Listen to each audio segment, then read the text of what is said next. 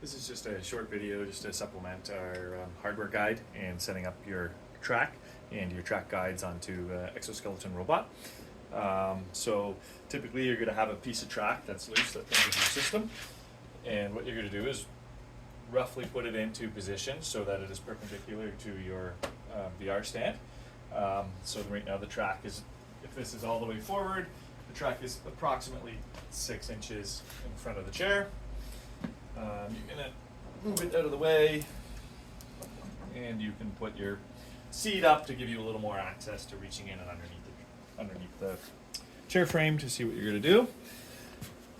So these are essentially the track guides. So yours might look a little bit different, but in principle they're all the same. They're going to slide, I guess, parallel to the VR stand, front and back. There's 2 of these.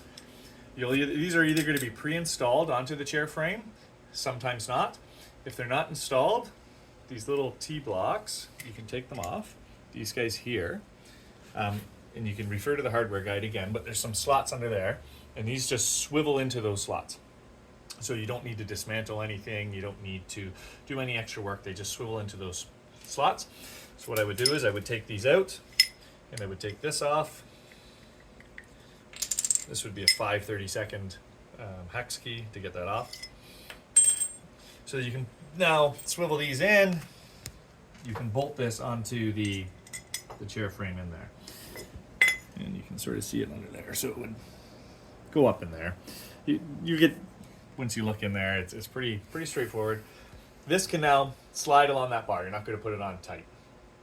You are going to bolt your track down, and then you're going to take this without the bar on it, and you're going to slide it into the track, and there's going to be 2 of them. You are going to position this all the way up so that it is in line with this hole back into the guide that just went into the track.